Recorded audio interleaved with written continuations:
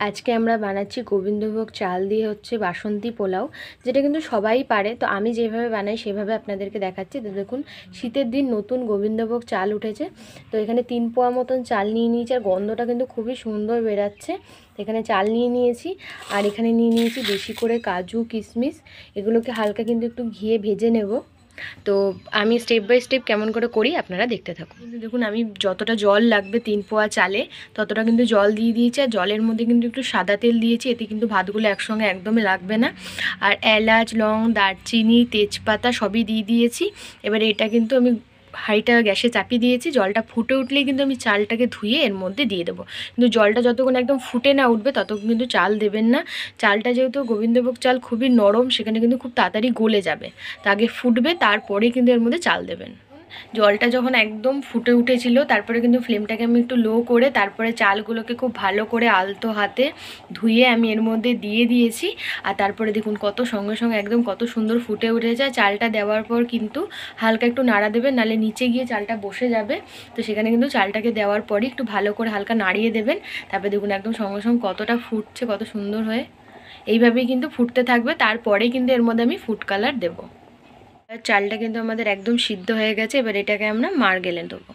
কিন্তু একটা কড়াই নিয়ে নিয়েছি, যেই কড়াইটার মধ্যে আমি কিন্তু ঘি দিয়ে কাজু কিশমিশ অলরেডি ভেজে নিয়েছি। কড়াইটা নামিয়ে নিয়েছি। কড়াইটার মধ্যে কিন্তু আমি 4-5 চামচ আরও বেশি ঘি দিয়েছি। দিয়ে এর মধ্যে আমি দিয়ে দেবো অল্প পরিমাণে একটু নুন, খুব বেশি না, অল্প পরিমাণে একদম নুন। আমি কিন্তু চালে নুন দিইনি, তো এখানে একদম অল্প পরিমাণে দেবো।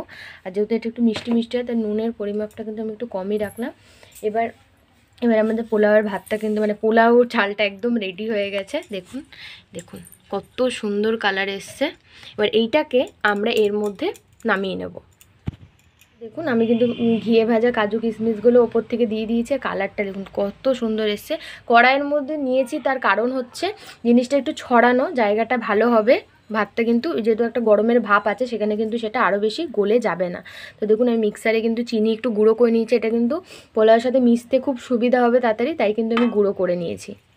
তো এবার এগুলো দিয়ে আমি হালকা নাড়াচাড়া করে নেব। তো পোলাওটা কিন্তু আমাদের একদম রেডি হয়ে গেছে, আর মিশানোও হয়ে গেছে। দেখতে পাচ্ছেন কালারটা কিন্তু কত একদম সুন্দর এসছে।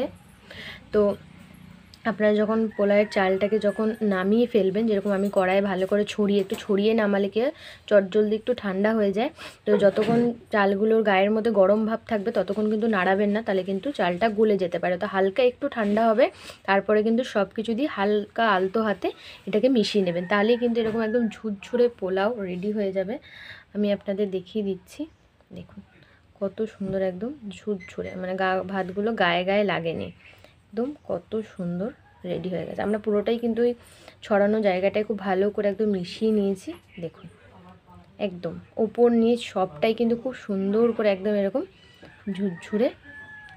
দেখুন, তো এইভাবেই যদি আপনারা করেন তাহলে কিন্তু খুবই সুন্দর একটা পোলাও রেডি হয়ে যাবে চটজলদি, আর খুবই সহজ পদ্ধতিতে। অনেকে তো অনেক রকম করে, এইভাবে কিন্তু স্টেপটা একটু সহজ হয়ে যায়, আর খেতেও কিন্তু খুবই সুন্দর হয়।